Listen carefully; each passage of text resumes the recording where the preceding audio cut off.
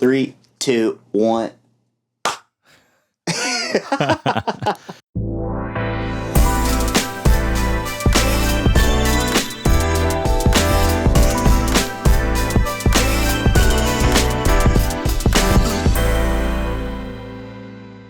All right, welcome to the channel. We have Jake Fauber in the house tonight. Thanks so much for joining us, Jake. Yeah, man, absolutely. Man, I have to say, I've been, just to like fanboy out a little bit, I've been following you on Instagram for a long time. Dang. I think I discovered you. It was literally just like an Instagram reel. You were, I don't even know what song it was. It was a very familiar song. Yeah. It wasn't even like, everyone knows you as Teddy Tones, the tone master. But it was like, you just like killed this very familiar song with this awesome creative part. And I was like, oh, this dude is awesome. Dang. Follow. So yeah, I've been a super big fan of yours for a while. So I appreciate you being on the channel, man. Thanks, man. Thanks for having me. Yeah. So, if you don't know Jake, if you've never heard of him, he is a tone master. Like a lot of people that you've probably heard are playing a lot of his captures for modeler. What all types of modelers are you primarily capturing for right now? Yeah, so the main one has been Tonex. That's what I use for like when I need to be digital. That's what I use and have been using. And but I do have like a couple like Helix options available for now. Yeah. For now, we're working on some stuff right now, dude. Awesome.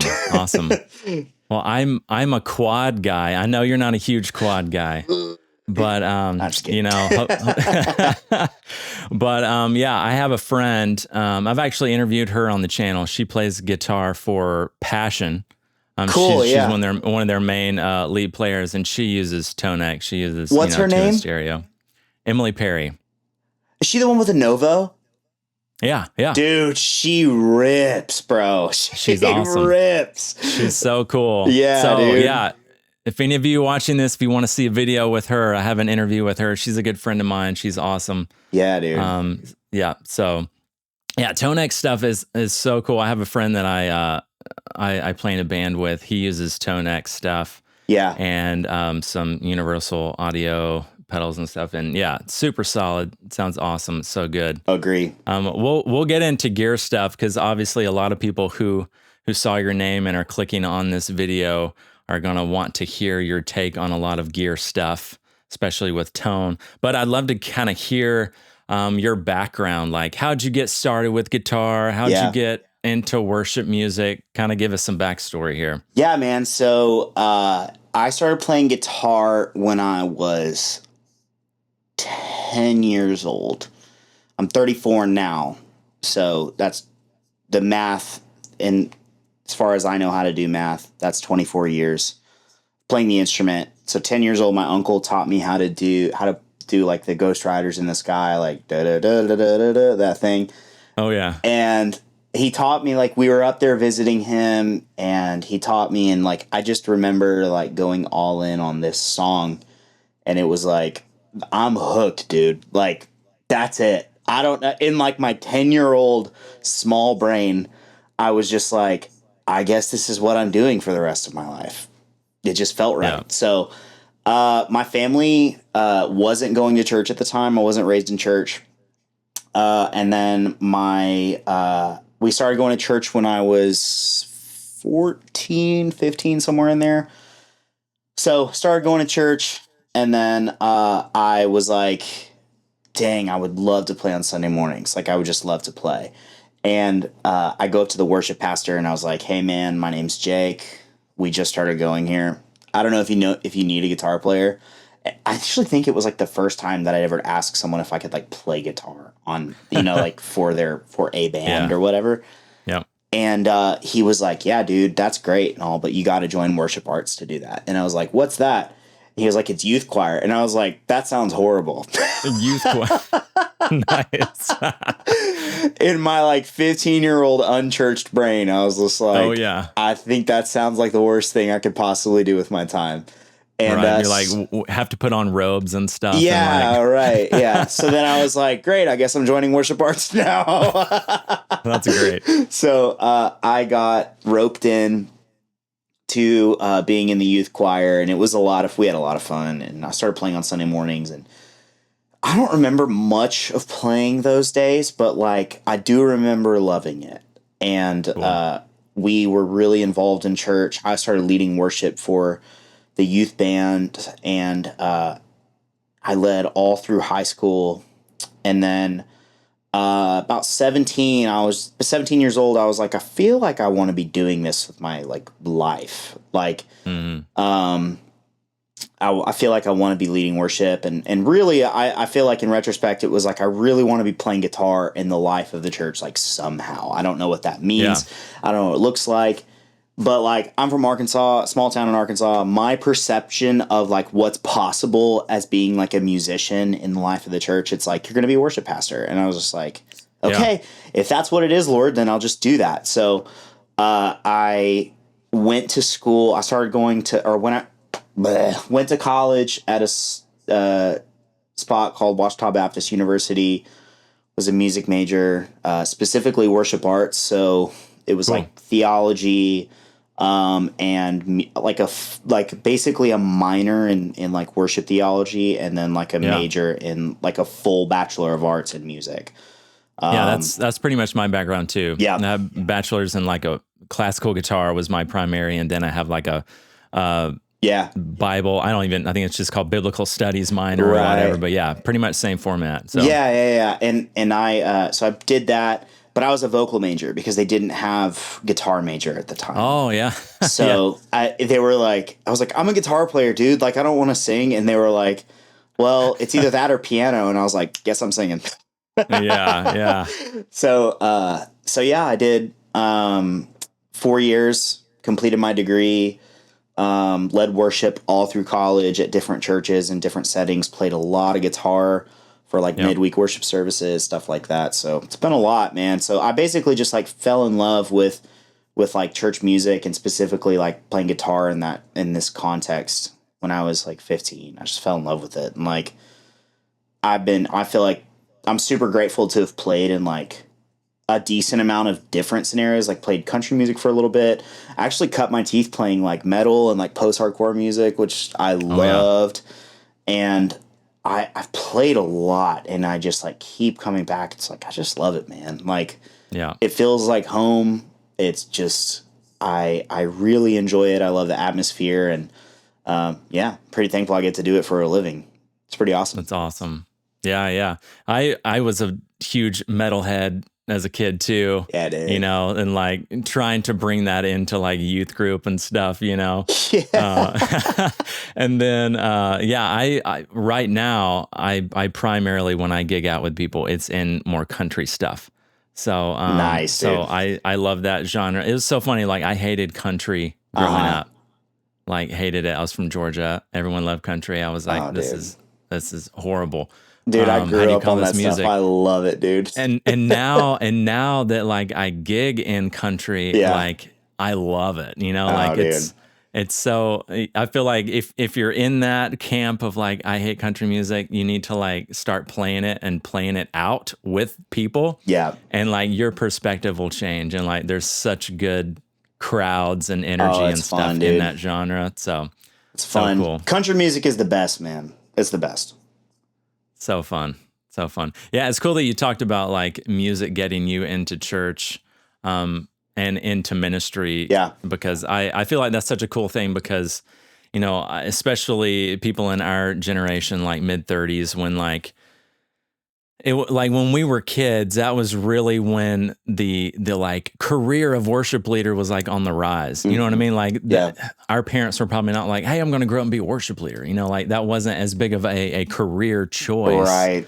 So it was kind of cool that was like upcoming when we were kids. And like, I think so many people like got into ministry and stayed in ministry because they they were so interested in being like, I want to play music for a living and do it in the church. So it's just cool that we were a part of that, you know, I agree. that generation coming up for that. So I don't think my dad, cool. I remember telling my dad, I was like, I want to do this. And he was like, so you don't want to go to school? And I was like, no, I'm going to school to be this. And he was like, what happened to engineering? And I was like, dude, I'm way too stupid to be an engineer. I'm way too dumb, bro. And so it worked out. Yeah. No, that's awesome. Well, cool, man. Hey, let's hit on some gear stuff. We know that's what a lot of people are here to see, to listen, hear perspective. Let's digress, dude. Let's digress. Let's go in the endless hole of guitar players. Yeah, dude.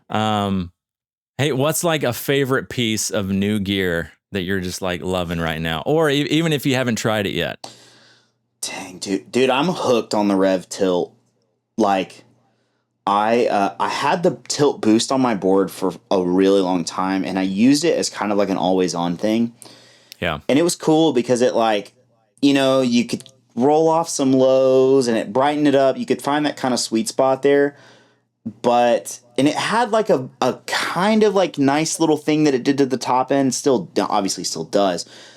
But I, like, you know, I still have it and still use it. The prickly pear, once I kind of went with that little preamp situation, it was like game over. And I was like, peace out, tilt, see you later, dork, and like threw that thing off. Yeah. And I never tried the like overdrive, but I've got some friends who have basically just been like, dude, you've got to try it. Like, it is so perfect. And I'm so hooked on it. Like, it just feels awesome.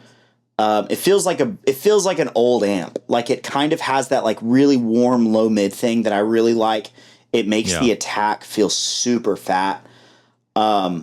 And I like, you know, I say this a lot, but it's just that, like, I don't like compression. Like, after my compressor, like, I don't want a drive pedal like further smashing my stuff down. Like, I want to get louder into the amp. Like, I want to push more volume into the amp. And I kind of want to hold on to my dynamics there. So, like, I want compression to happen at two places, and I don't want my drives really doing that. Obviously, it's going to happen, like, when you push more volume into the amp, you're going to get more sag from the tubes and all of that stuff. Like, it's just going to happen naturally. But, like, I don't want to add any more clipping stages or any more of that. So the tilt does a really good job of that. So I have that. And contradicting myself, I have the tilt boost at the very end of my drive section for solo boost. And I have the like clipping thing on just because it's like, it adds like it's like a dirty boost, you know? Yeah. And it's just awesome. So I have the full overdrive, the tilt overdrive with the boost in my drive section, and then the tilt boost at the end. And I love it. Like, I'm hooked. Have you done any Tonex captures of it yet? No, I probably, if there's ever a situation where like IK puts out like a Tonex Pro, and they're all in one or whatever. Like, there was that thing that was kind of going around for a little bit that I think HW was posting about. Like, it was supposed to be at NAMM or whatever, but it's like the Tonex Pro as like potentially an all-in-one thing. And we haven't seen that yet. I hope that's a thing. Yeah. Because Tonex captures individual pedals, right? So it can. Yeah. Like, you can capture stomp boxes, like overdrive pedals. I'm not sure if you can do a compressor, but like, you can definitely do like distortion, like dirt boxes. So for now, I'm like, any capturing stuff will just be like amplifiers. And, but if there's a day that they have an all-in-one and I like develop like an all-in-one patch for Teddy Tones, then I'll probably capture something. Cool. That's awesome. But talking about like compression and how, you know, it feels, I feel like that's a lot of, you know, if you're getting into modeling, you know, like, people hear about, which sounds better, the amp or the modeler. Yeah. I think a lot of these people that are just getting into that, they don't think about the feel perspective. Yeah. You know, like, there's so many modelers that they sound so good. Yep. But they don't feel right. Exactly. You know? Yeah. Can you expand upon that? Like, what are some of the best feeling modelers that you've experienced? Totally. Or what can you do to enhance that, I guess you could even say. Yeah, absolutely. So kind of building on that a little bit, like, I'm coming from, like, I've been doing this, almost 25 years. And there was a time when you're the same, you're 33, 34, 35. Yeah. 35. Okay. Like there was a time, remember, that like instead of this really convenient, like really cheap solution of having like a modeler, we had to do this thing where we haul our amplifiers, like we throw them into the car, and then we had to find a closet, and we had to mic it and run SGI boxes like 320 feet or something was like it was like something insanely long. And yeah, I had a 410 DeVille that weighed like 1,000,000 pounds.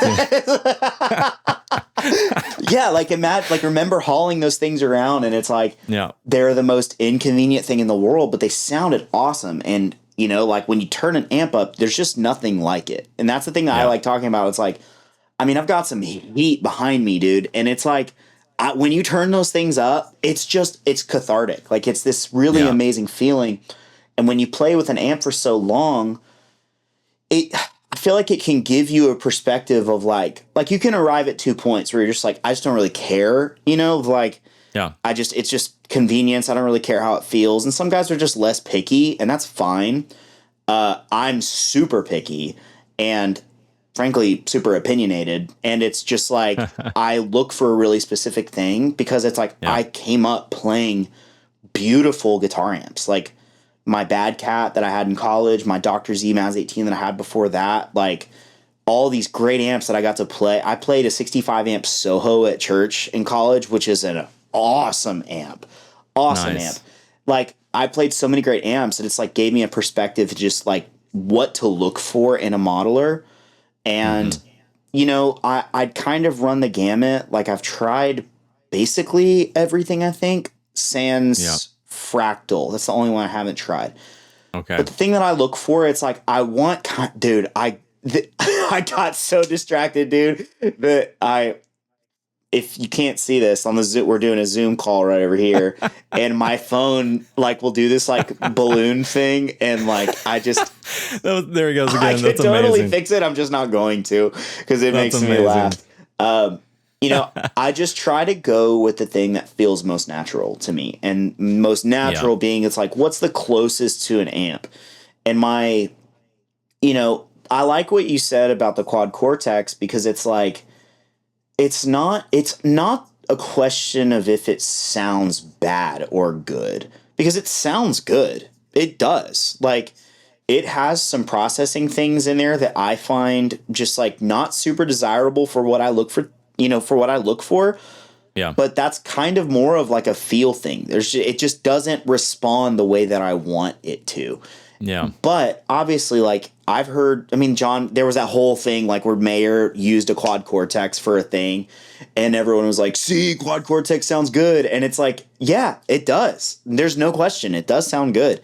But like, there's a thing to it that I just find undesirable. Like, it's like uninspiring for me.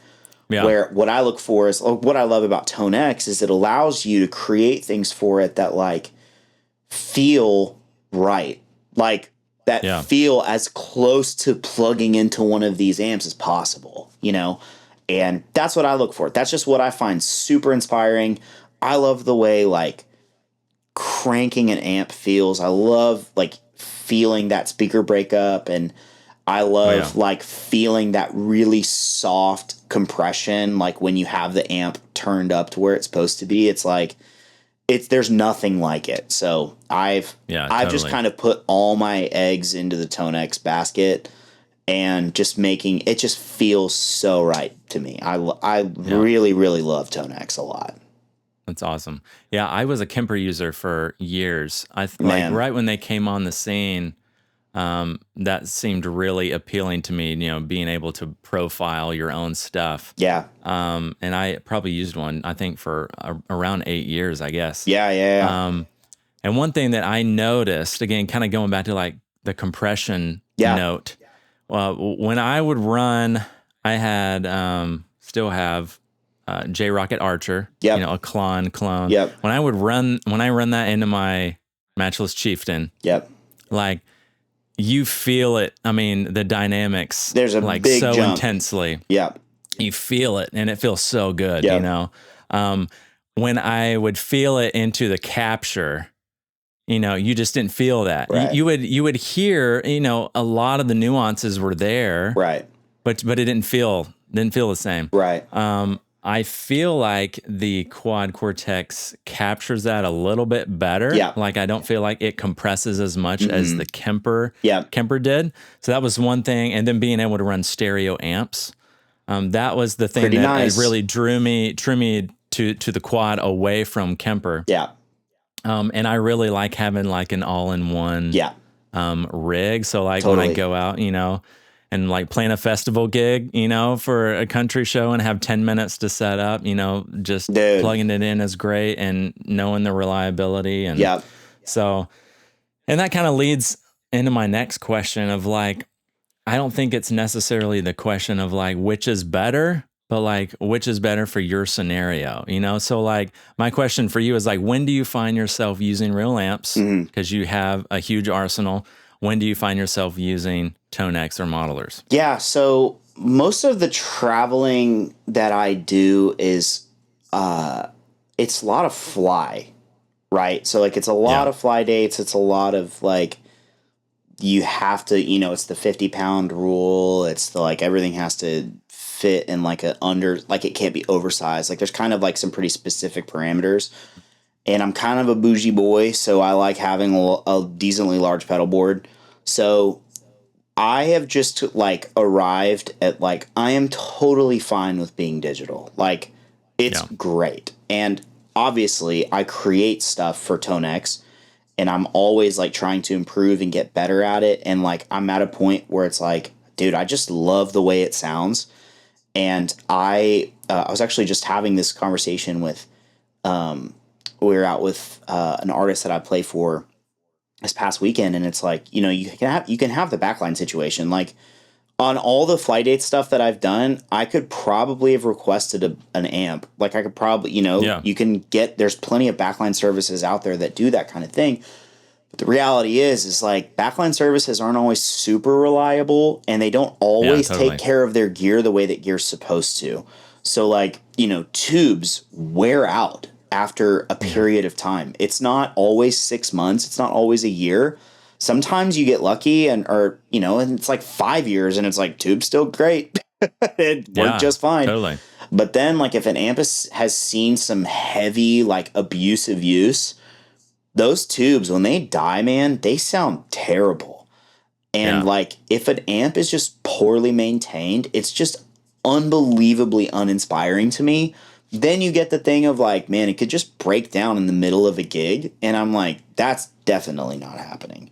So when I'm traveling, it's just digital, man. Like I'm just super happy right now. My little fly rig, it's not little, but my fly rig, it's like all in one, dude. Like I go instrument cable right into the junction box, and it's a custom DI. It's 2 XLRs out. And 1 power, and that's all I need. And I'm good to go. My setup is like 90 seconds. So it's like, I'm good to go. I'm set up. I'm going to go grab a Diet Coke. It's so nice. Yeah. So when I'm traveling, it's mostly that. I do have a tour that I'm hopping on, and I'm kind of playing with the idea of doing amps. I haven't decided yet, though. We'll see. But as far as like a percentage or like how much I'm using real amps, like behind in this closet right here, I have an ISO box. And ideally, I'm using amps when I record. Ideally. I've got a great collection of mics. I've got pre's and EQs. I've got everything pretty dialed. And it's like actually really quiet, surprisingly, which is awesome.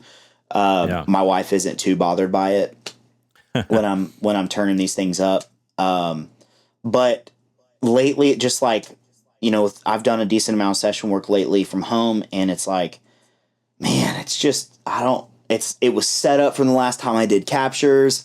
I don't really want to like spend the next hour like getting things ready. I'd rather just like knock this out because I got a bunch of other stuff to do. So lately, man, it's basically been like 90% Tonex lately. Yeah. And the amps are inspiring, and there is a thing that amps do that even Tonex, like with my rig, how it is right now, it's like very, very, very dialed. And it's really close, but there's even still some things that like it can't grab just by nature of how they do things and how Right. the input, like it's kind of just a fancy impulse response, right? So like their impulse response method and whatever they're doing, it's not grabbing 100%. So Right. when I'm hearing the amps through my speakers and my cans, whatever I'm using, I'm like, there's a difference. There's just a difference, and Yeah. it is another level of inspiration. But man, like it's just I'm so floored by Tone X, and it's basically this like interview is turning into like a love letter to Tone X and how much I love it. So, but yeah, I'm That's just awesome. it's actually mostly Tone X these days, but Right. that's not. It's some of it is just like a convenience thing, Yeah. and some of it is like. I've been doing a lot of captures recently too, so I'm using these amps for capturing and just trying to get them all dialed in right and all of that stuff. It's just Yeah. I'm not using them as much as I would like, but it is what it is. Yeah. I'm happy with my Tone X solutions for sure. That's awesome. Like I feel like on any of the modelers, regardless of which direction you go, and this may be contrary to what other people think, like the stock patches and the captures are just not great, in my opinion. And I don't know if they're just like capturing amps that I don't like in ways that Yeah. I don't know. But like people like you and like, HB with Tone Junkie and Worship Tutorials, like y'all stuff just is, I mean, literally so good. Thanks, man. Compared to like the stock stuff. Yeah. Like if you don't mind, if I don't want you to share a secret or whatever, Yeah. but like why is your stuff so much better than some of the stock stuff? Well, I do appreciate that. Yeah. I don't know, man. I don't know. It's kind of one of those things that it's like, I remember getting Tone X for the first time, and I don't remember using any of the stocks. Like, I think I immediately went and, like, purchased some stuff. And, because I don't know why you wouldn't, like, put your best foot forward. You know what I mean? Like, right. Yeah. because there's some gnarly stuff that iCase put out. Like, I played some of their, remember when they did the Dumble thing, like the Legends pack or whatever, where they like captured like ODS and stuff, some like other crazy expensive amps? I remember going like, dude, I need to try that. So I did, and I was like, what were they thinking, dude? These are terrible. And yeah, it's so disappointing. Yeah, it is, man. And I don't know. I don't get it, but I think they also it could be one of those things that it's just like kind of opening the door to like push people towards like creators for the platform, like to kind of support that. It's kind of like an open market situation, which if that's true, that's really rad if you think about it. Like that's pretty awesome. Because they're not necessarily, they sell some of the like limited edition captures, but like they've spent hundreds of thousands of dollars in captures for like stock Tone X stuff, Right. So it's cool if that's what they're doing. That's great, but man, the stock stuff really doesn't sound good.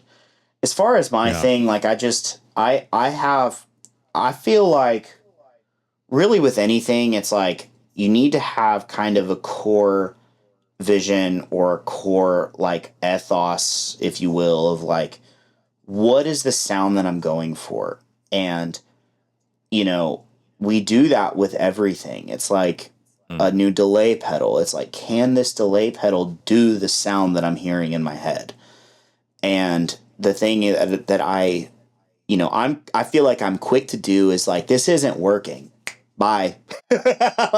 like for real, a new overdrive pedal, a thing. And I feel like some people like to make fun of me on the internet for it, where it's like, I thought you said it was great. And it was like, hey man, first impressions are a thing, Totally. For real, man. Yeah. Especially if you're doing it in the studio and then you take it out and play it live and it's just not working. Totally. Which is 100% a thing. Like, it's like there's some things that just sound really great in one setting, and then you try to use it for a different part or with a different amp. For example, my COT50 hand-wired pedal loves it, dude. That thing sounds freaking awesome. Like it is a rock and roll boost, man. It sounds great. I plugged my board into the Z-Rec when I first got it, and that pedal specifically hates that amp. And I was like, whoa. I was like, never heard anything like it. It was super crazy. So I like threw it away. Or not threw it away, it's still back here. But anyway, yeah, I feel like, you know, we buy gear because we think it's going to fit this like sound that we hear in our head.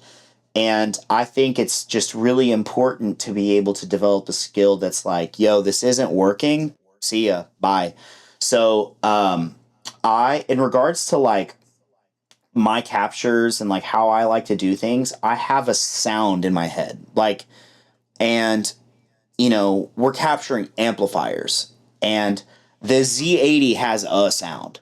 Like, you can pull out different parts of the curve or different parts of like its EQ spectrum, but like ultimately like there's a sound, and it's not hard to find that sound. So when you come into the Z80 or the Phoenix 35 or the Z-Rec or whatever, and you think, oh, I'm gonna just make this sound like a Fender 410 DeVille, like, you know, it's like, it's just not how that works. You have to like find, what I try to do is I try to find the amp sound. Like, what's the sound that this thing has to offer? What makes this amp different than this other amp? And just what makes it really special. And as I've developed my process and upgraded my rig, it's like I've been able to get closer and closer to like being as accurate as possible to the amp. And I'm also trying to go, you know, from the perspective of like, I want front of house, I want a mix engineer to have full flexibility to do whatever they want to, right? Yeah. So that's kind of like a studio perspective as well. And like how I track stuff, like I don't really compress my tracks. I do a light amount of EQ work, very light. Like if I hear like 250 booming, I'm just gonna, all right, I'll just do that. You know, that's not hard for me to like dip 250 3 dB. Like it's not hard. So I'll just do that if I hear it. But like it's very light because I want to send my stuff to the mix engineer and him to have full flexibility. And like if I further compress my tracks and it's then going into a a compressor on a master bus, which is then going to get sent off to the mastering engineer, and it's going to get further compressed and further limited. It's like there's you got a pretty compressed signal, you know, and it's like I want things to be wide open and for whoever's working with it to have full flexibility. And that's actually the perspective that I go into with my stuff. Like I want whoever's buying my stuff to go, dude, this sounds like the amp. You know what I'm saying? Like it's like, this isn't the amp. You're not playing a Z80. You're not playing a Clubman. You're not playing an HC30. Like you're playing a capture of it. You're playing an instance of it. And it's really close representation. It's very, very close. And it does a really good job of getting there. But like I want the people to go like, to people who are using it, buying it, and loving it and all that stuff to just go like, man, this is just a really amazing instance and representation of this amp. And now when I'm using it, whatever setting I'm using it in, whoever's handling the signal can go, oh, dude, I didn't have to do a single thing. Or it's like, hey, you know, like in your hands, like 4K was a little hot. You know, it's like I just dipped that down a little bit, and actually, you know, I like adding this compressor. It's like you have full flexibility to do whatever you want. Right. To get as close to like the sensation of rolling up to a gig with an amp, putting a mic in front of it, and then going out and playing as close as possible. So when I capture my stuff, I try to operate out of that vision and give people just the best foot forward for their tone, like the easiest.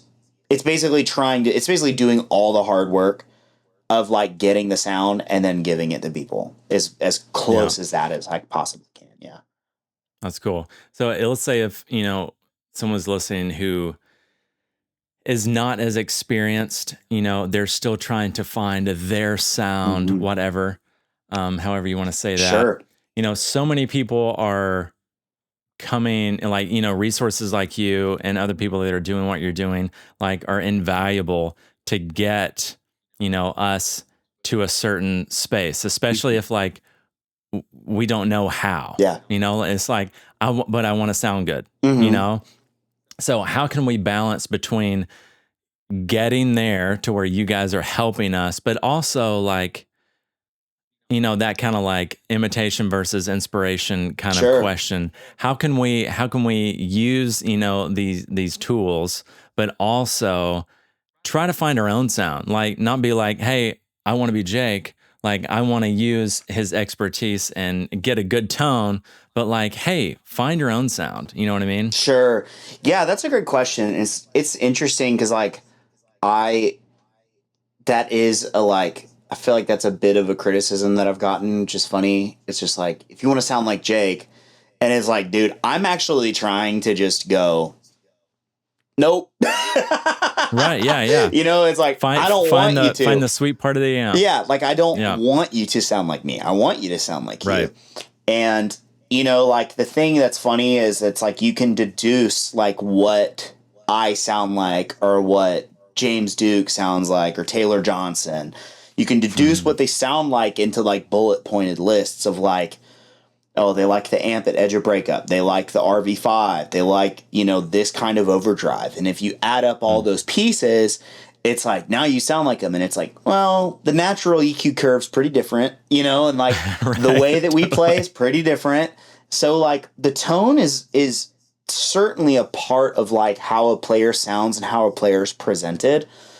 But, how a player sounds has a lot to do with like actually has most all to do really with like the hands and what the hands are doing, Yeah. like how hard the pick attack is.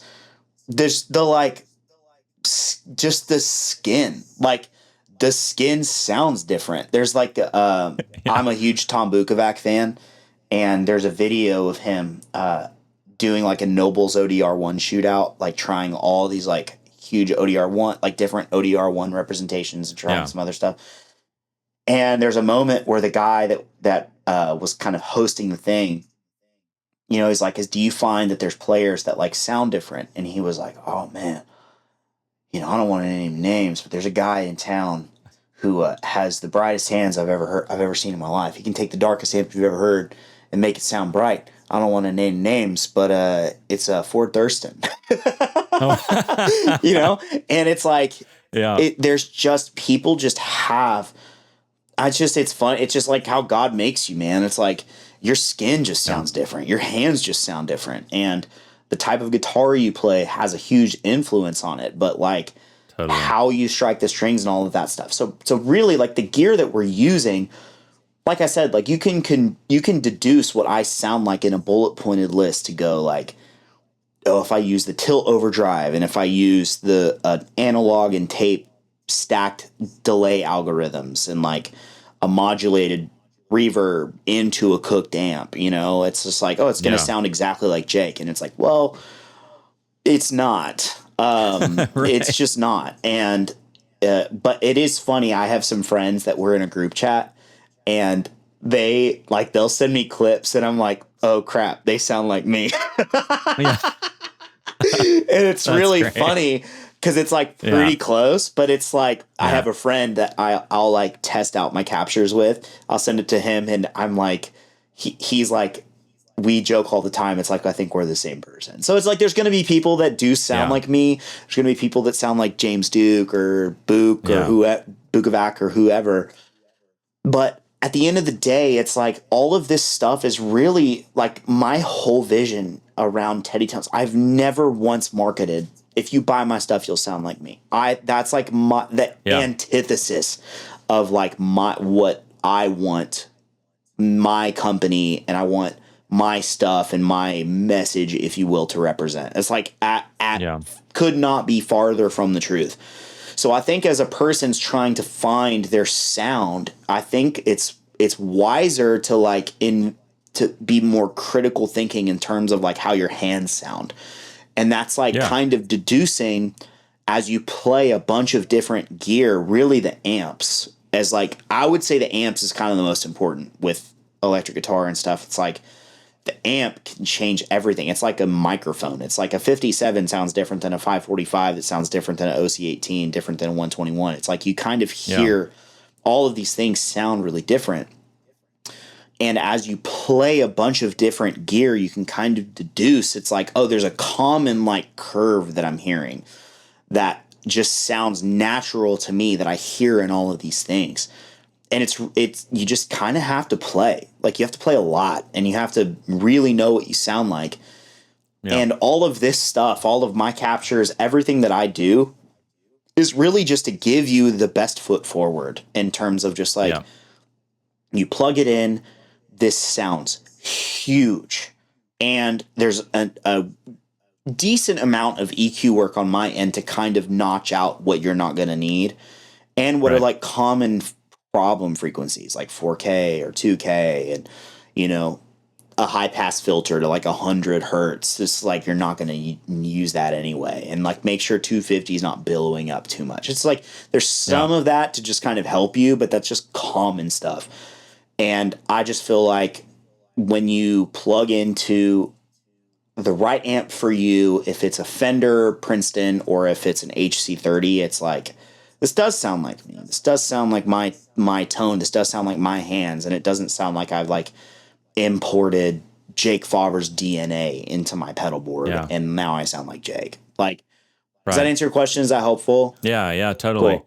Yeah, I think, those are great. And I appreciate you having that perspective in your vision of your stuff. Like, what if someone is, or let me rephrase, let me ask the question, like, how do you think we can prevent even just, not just the worship guitar bubble, but like, so many times we go on Instagram, you're watching reels of all these players, and we're all kind of pursuing a certain sound.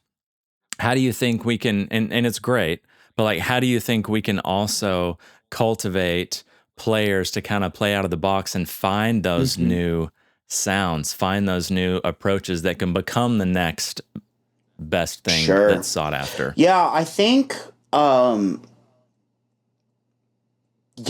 like, I think there's just a level of like what works for the genre, right? Yeah. And, you know, I've played live music and specifically in church, like, for the better part of like the last 20 years almost. Yeah, and it's like, you know, over that time, there's kind of just a level of like what I've tried a lot. Like, I've tried freaking a lot. Yeah. And, you know, at the end of the day, it's kind of like we're playing into a genre, and we're playing into a style that's kind of in a lot of ways already created for us. Yeah, and when you're replicating, like, I feel like a lot of players are put into positions where it's like your job is to replicate the record. You know, it's like, that's a lot of the settings that I played in through college were like that. It was like, play the record. And it's not that like that for me anymore. When I play out, it's just like, I just do my thing. And, but like, you know, I wouldn't be like if I were a 18-year-old kid now being told to play on Sundays, like, and having to feel that pressure of like, you have to like play this thing and play it exactly, then you were already kind of pressured into the like, then I probably should sound like this thing. Yeah. And no shade towards this camp whatsoever. Zero shade. But like, Bethel's kind of the predominant leader, like the leader in kind of all of this stuff, right? Like, in this whole world of what we're doing. And like, you know, it's like there's a list of gear that they use, and you see kind of that pedalboard, you know, copied throughout, which it's not the only genre to do that. There's plenty. If you watch XTS's channel, Exact Tone Solutions channel, they'll do the like, well, this is a familiar build, and it's like Tom Bukavac's board. And it's like everyone's copying Tom Bukavac. It's like it's kind of a flattering thing, but it's like you're kind of pressured into the genre, and there's a thing that's kind of created for you that's like, this works.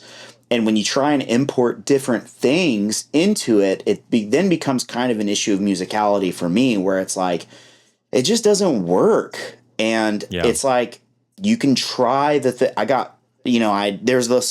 kind of a McGee trend, not just specifically in like church, it's kind of happening in there, but like there's this kind of like this McGee trend, which I'm a huge McGee fan. Massive McGee. I love McGee. That Bieber song that oh my gosh, dude. Every time it comes on, welcome all in I just can't help myself, dude. I love it. But like, there's a pretty specific setting where that works really well, and it's McGee's music and music that he's producing. So for me and my perspective, where it's like, I do guitar for a living and the bulk of my work is within like church music context. So it's like, I feel like the code's already written for you. It's just kind of like fall in line and import your style and how you do things into that.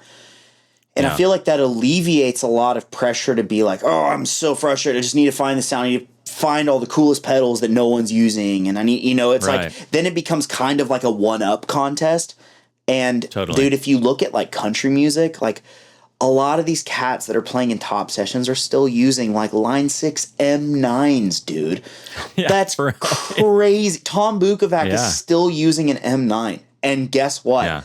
He's still getting called for top sessions. Like, there's just a thing that works. And if it works, don't try and like stress out to be like, oh, I gotta be the next big thing, and I gotta do this thing, and I gotta try this really, really cool thing, and like be creative and, explore and like try things. But like at the end of the day, I think the role is being musical and serve, and like, to use the language, like kind of serve the song and serve the setting. Totally. So it's just kind of like, for lack of a better way to put it, it's kind of like, hey, just fall in line and have fun. It's like, it's already written for you. I wouldn't show up to like a country gig and be like, all right, here's my 5150 with my 412 cab loaded up with V30s, and I'm going to run my Bradshaw rig adjacent to it, and I'm going to do this whole, it's like, just play the, grab a Princeton and plug your little pedalboard into it with an ODR1 and like go to town, man.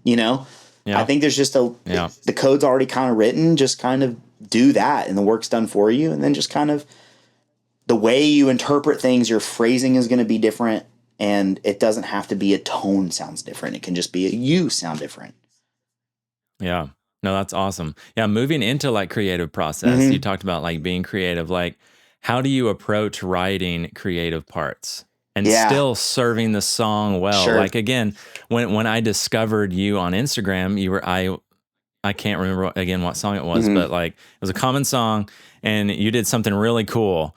And I'm sure like I only caught a snippet of the entire song, but it was like not on the record. Yeah. But it was very inspiring. Sure. So I'm like, how do you approach that where it's like, hey, I need to probably hit this lead line that everyone knows this song for, but also fill in some of those really cool creative things that make you and make the song enhanced, but also serve it at the same time. Yeah, I think I've learned a lot of lessons since that video. I've learned a lot of lessons, the main one being how to play with other people. And I think I spent a lot of my time just being like the super lead guy. And just everything has to be a part. Everything has to be a hook. Everything has to do this. And I have to kind of do this. And that's just kind of where I naturally lean anyway, because it's like, I'm a lead guitar player. That's just what I get hired to do and what I do best. And like, that's just kind of in my nature at this point. But I think in terms of like serving the song, a lot of the settings that I find myself in is like being the only guitar player. So, you're kind of put into a position where, let's say the song is like, I don't know, All Hail King Jesus, right? Or, let's even try one that I've recorded on. Like, let's try like Resurrection Hope by Aaron Williams, right? Like, if you go and listen to my tracks that I sent off, there's literally 22 tracks in that song. And there's lots of layers and things that are like kind of tucked away and meant to be this and that. And then if you kind of listen to the whole song, there's kind of like a movement of like what parts fit best together going from song to song. But then if I'm being the only guitar player and I'm playing that song behind Aaron in a worship service, I'm even thinking like, dude, that part's not going to work there because I need to provide more like energy. Like I need to provide more weight. So it's really like, again, like kind of circling back to this, but it's kind of like a lesson in musicality and going like reading the room even and going like, it's me, a keys player, there's some tracks, there's drums, there's bass, and there's Aaron, he's playing electric or acoustic. So what's going to be the best thing for me to do? Is it play this lead line that's way up the neck that isn't going to fill any of the low mid energy or like any of that like 800 punch zone kind of awesome stuff? Like it's just going to be way up top and it's not going to do the thing that I need it to do. So it's kind of like, all right, I'm just going to forego the part and I'm going to rock, the bottom of the neck and play like power chords, or big cowboy chord situation because I just need to fill space. So for me, like it's like, yes, there's a level of creativity like in the studio because you have a lot of freedom to do that. And I'm thinking of like I like guitars and I'm grateful to work with producers who also love guitars. So I'm sending a lot of guitars when the song needs it. Needs a lot of energy, but live it's like, yeah, like I could be creative and try this thing and flow and like rip this really awesome lead line, or I could just like read the room and go, it doesn't actually need that. So I'm going to play the most unsexy thing I can possibly think of and play power chords because it's like, that's what the song needs. And the problem with I feel like a lot of settings that are, it's like you have to play the part. It's kind of removing the opportunity for a player who might be musical naturally and have that gut instinct kind of thing. It's like, I think I should be playing power chords. And it's like, no, you have to play the part. And it's like, okay, I guess I'm playing the part. Right. And it's like, then the leader of the band might wonder, it's like, well, I wonder why that didn't hit. And it's like, I can tell you why it didn't hit. It just, you should have played power chords and your guy was right. Yeah. And it's like, I think for me, it's like, I really do like being creative and I feel like I just kind of have like a bunch of parts like swimming around in my head kind of in any moment. It's kind of like, I know what works for this chord progression. I know what works for this kind of setting. I could just go off and be in lead land for a whole song. But as I've gotten older, I've really tried to work really hard towards like more of just being musical. And sometimes the answer to being musical is not play this really awesome, sexy lead line that's people are going to love and it's going to play really well on Instagram. It's like, I'm just going to play power chords. It's just it's what it needs. Yep. That's awesome. How do you find, or what inspires you to actually create inspiring lead lines? Like if you're in the studio and you're like, man, this really it is a situation where you're like, this needs something, needs some sparkle on top, just some candy. What like, how do you draw up inspiration to come up with those things? That sounds original. I think a lot of, I could give you the answer of like, I just hear a melody and I just don't know. I just know where to put it. And it's like, it's right there. A lot of that, there's the function of that, of like, I do just hear it. And I just, from just years of doing this and like knowing what can work and stuff. But like, for me, I think so much of it is like,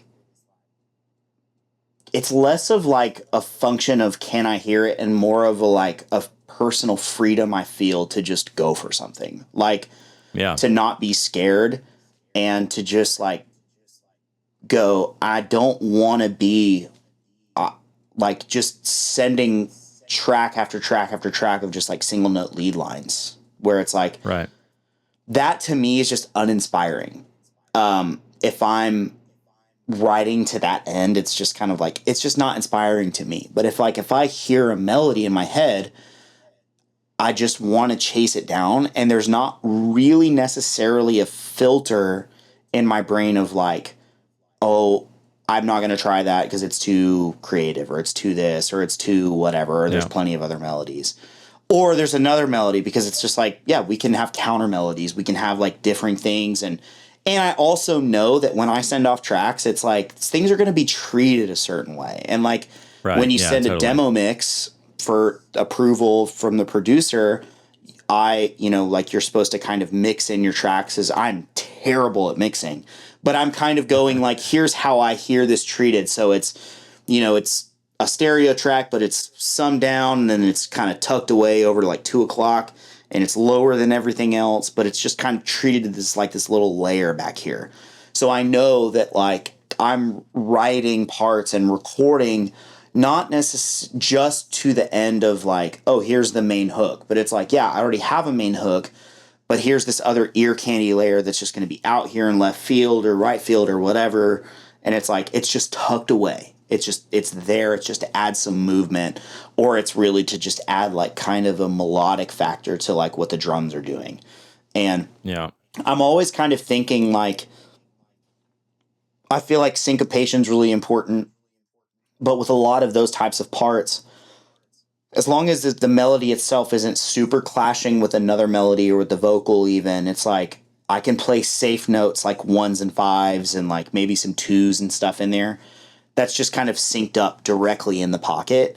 And it's like that stuff just tends to work really well. Like it's just, there's an ear candy thing. As you do this stuff more often, and, you kind of take some risks on some parts, it's like, that's kind of another thing. And maybe this is rabbit trailing just a hair, but like the thing that's helped kind of remove that fear of like what someone might think, a producer might think of like, hey, this doesn't work.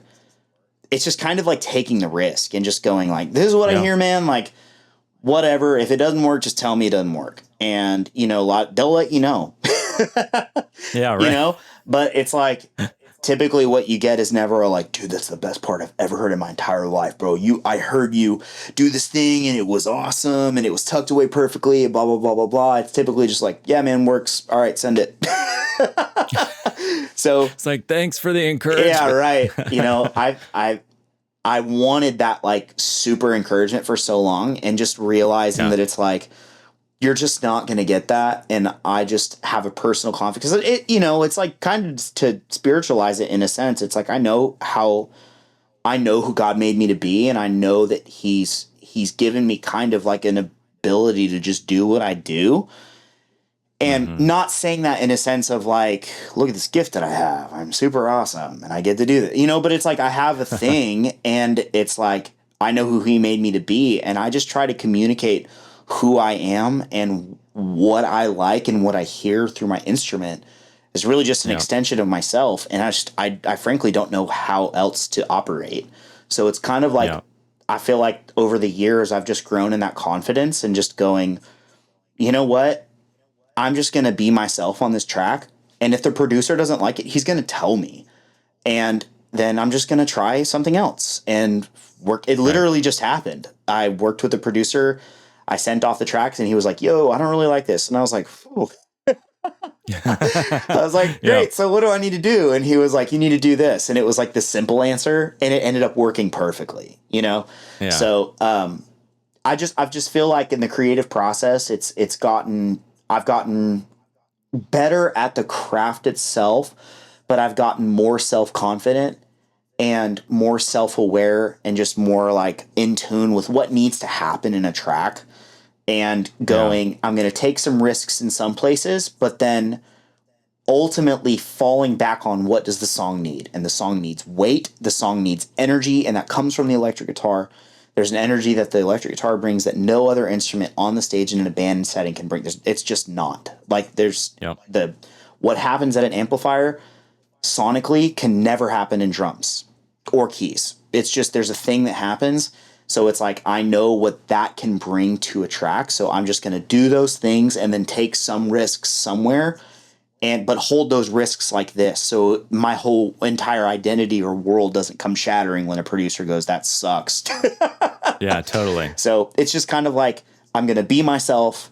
And if they don't like it, that's fine. That doesn't mean I'm bad at what I do. And that doesn't mean that God hates me. So I'm just going to be myself and do the thing. Yeah, that identity piece is huge, man. There's so much that you just said. I hope every person, whether musician or not, can take to heart. Like you can't wrap what you're doing in your identity because it is going to be criticized. And when that happens, you can't let it rock your world, since you hit on some of the spiritual stuff, I kind of want to move that direction. Love to.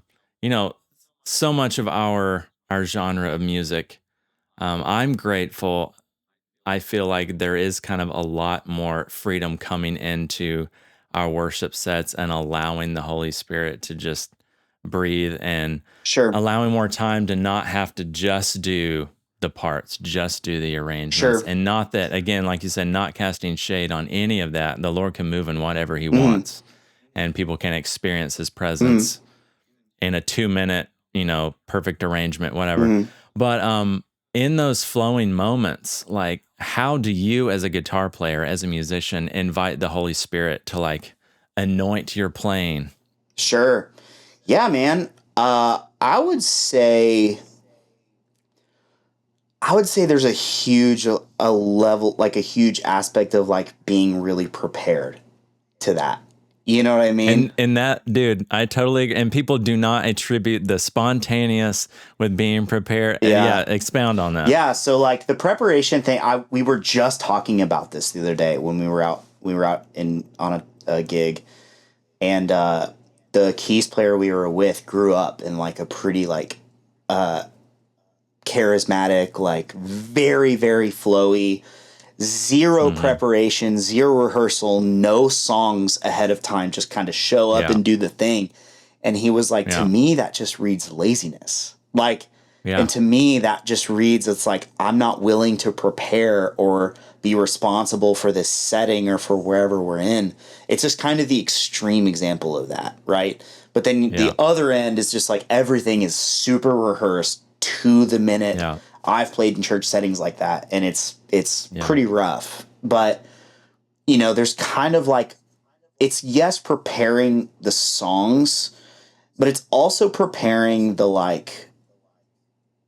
it's preparing the songs, but it's more so preparing the like skill on the instrument. So it's not just like the amount of time you invest into practicing the songs for Sunday. Like, I got to make sure this Hymn of Heaven part is nailed.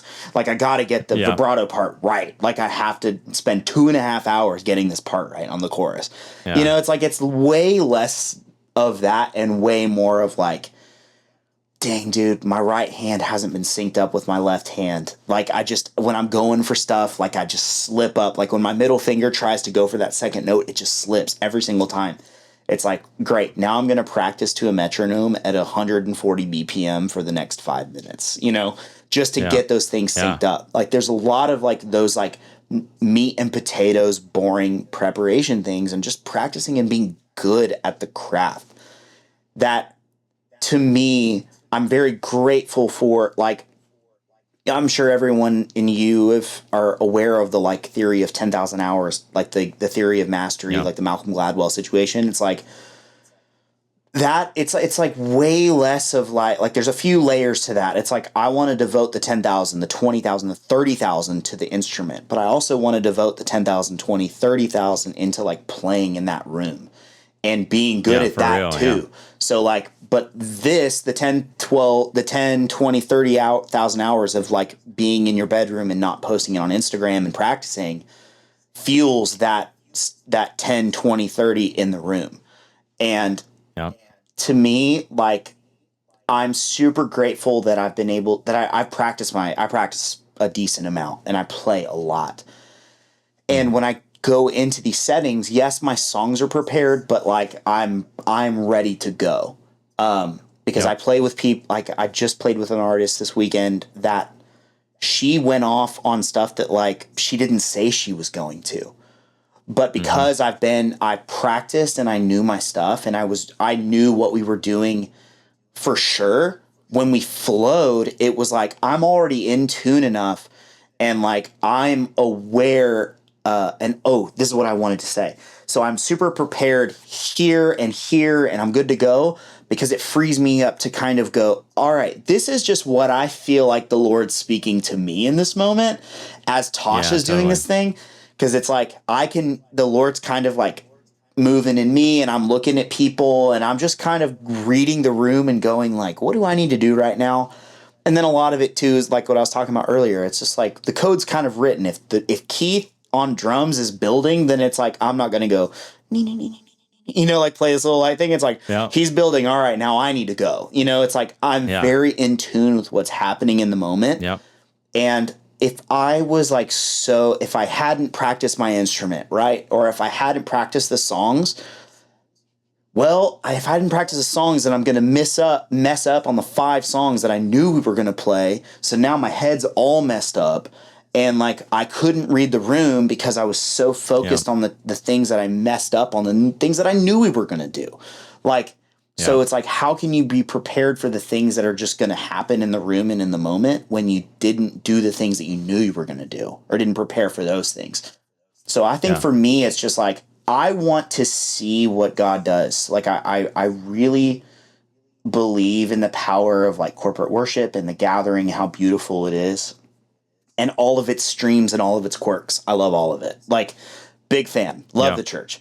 And I love being in that room, and I love those opportunities, and I love getting to bring those things to the Lord, and get to be who he made me to be in that moment and in my life, and get to use my gifting in those things. And it's like, if I haven't prepared, if I haven't done the work, and also not even just on the craft things, but it's like, dang, dude, I missed my quiet times this week. It's like, dang, my prayer time sucked this week. Like, I just got distracted, and like, I'm not in tune with the Lord. Like, and I'm not hearing him speak, and I'm not hearing his movement. And it's just because it's like, dang, man, I didn't do the work. I didn't walk with him this week.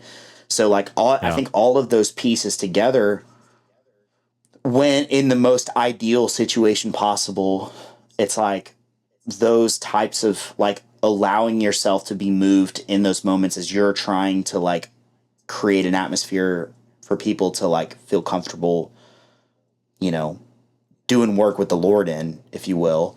It's like, there's a lot of beforehand work that has to happen for those things to happen. And like, you can't just show up and expect everything to be perfect. If you're not prepared, it's not going to be perfect. So, yeah, for real. No, it's, I love my church. I love playing with our group, and it's kind of that happy medium where it's like, we're coming in, we have songs prepared, we rehearse, whatever, but 9 times out of 10, we're going to some unplanned place. Right. And I love that. I love not knowing where it's going to go. And, but the cool thing is, like, we have a prayer room on our campus that, there's almost every day we have sets going on. And I just love playing in there because, like, a lot of times there's no one there. But not only is it an intimate time with the Lord, but it's also like, it makes me a better guitar player. Yep.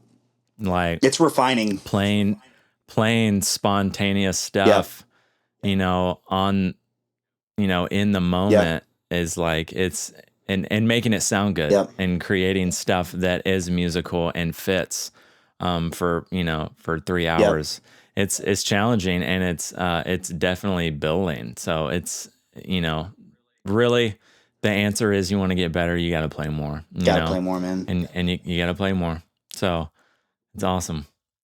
Man, I feel like there's so much that you've said in the last like 10 minutes that I could just ask more and more questions. I love it all. But I know we're getting a little long here. I want to ask you, like, if someone's watching and they're like, I want to do this guitar thing, like, what, young or old, like, what advice would you give them, just like one step that they can take today to kind of start pursuing making guitar a career? What would you tell them? Make it a career. Like, dude, what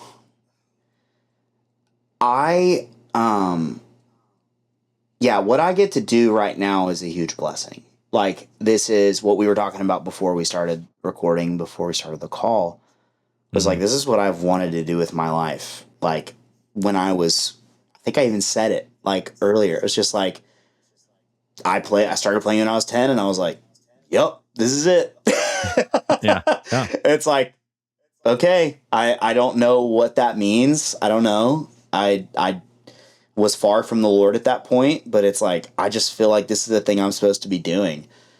And over time, I had people in my life that affirmed those giftings and affirmed that calling, or that whatever you want to call it, whatever the thing is, like that kept affirming stuff in me and kept coaching me and telling me how to get better and how to improve, and kept challenging my character in the best ways possible. That were like, all of those moments were very formative to get me to a point now where it's like I'm at a it's just like, great, now I'm a full-time guitar player and have been for 3.5 years or so.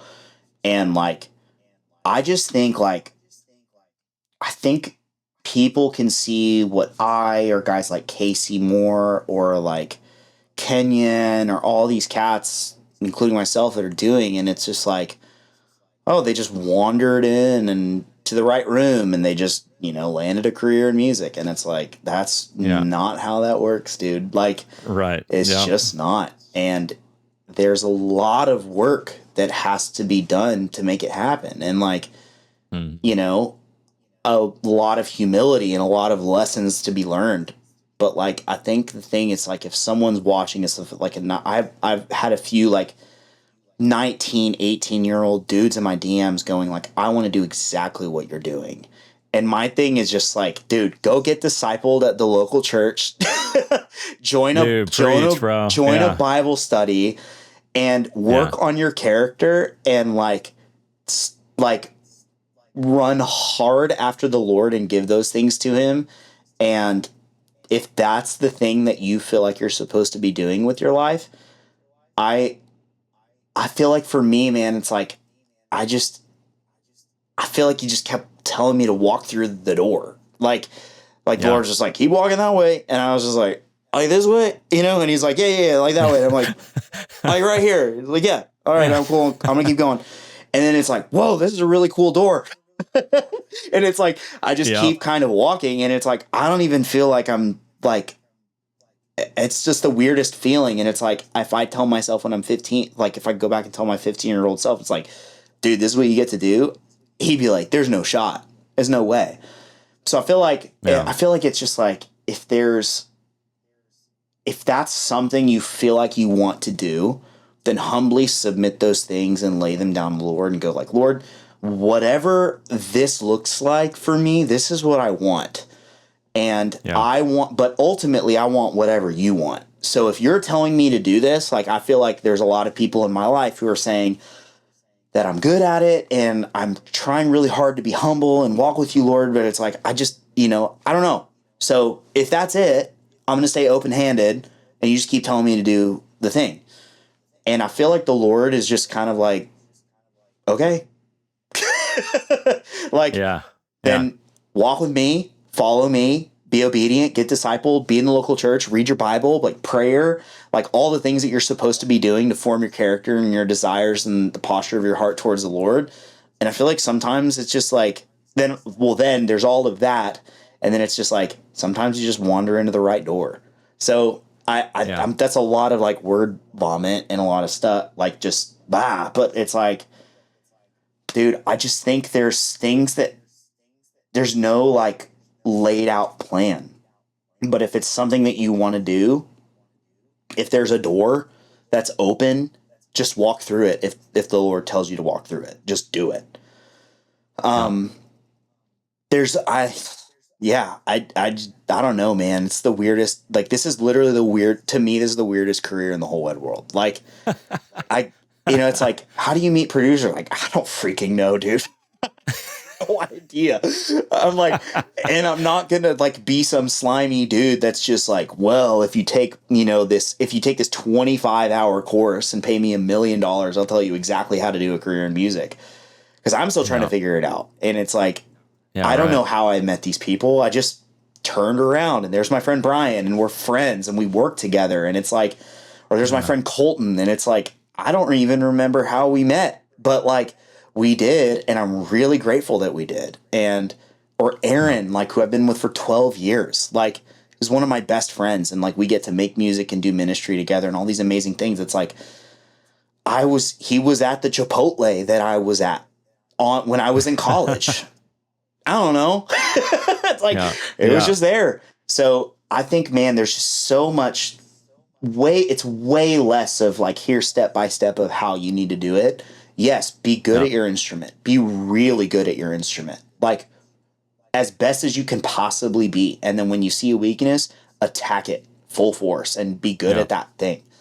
But like, for me, the thing that I care about most, if I lose everything, my whole career, if the Lord just tells me to like take a pivot and go, I don't know, be a Guitar Center rep, I don't know, like whatever the thing, or like go sell State Farm, like open up a State Farm branch, whatever the thing is. At the end of the day, I'd much rather have like closeness and intimacy with him and have my character and have my wife and have like all this like awesome other stuff that I get to do. I'd just rather have that. So if you're watching this, I guess, or if you're like listening to me ramble on for however long I've just rambled, like, hear this. It's just like, walk with the Lord, submit yourself to him, and like be humble and posture yourself towards him and whatever he wants, and keep also working really hard at this craft. And then I think a lot of it is just like wandering into the right room, because the Lord was just like, hey, we're just in that room today. Yeah. That's awesome. Such good wisdom and advice, especially for young players seeking that. Thanks so much for sharing your heart. And thanks so much for spending the time, taking the time. We didn't even know each other. I hit you up, you just being incredibly humble and willing to do this. So I appreciate that. Yeah, man. Had a blast. Also, hey, and those of you that don't know Jake, or know him, go to his website right now, buy some captures. JakeFauberMusic.com/TeddyTones, baby. That's right. You saw it. We'll put a link below. Go check it out, because it will change your tone. Anyway, so thanks so much, Jake. Yeah, man. I appreciate you, brother. Absolutely. Thank you, bro.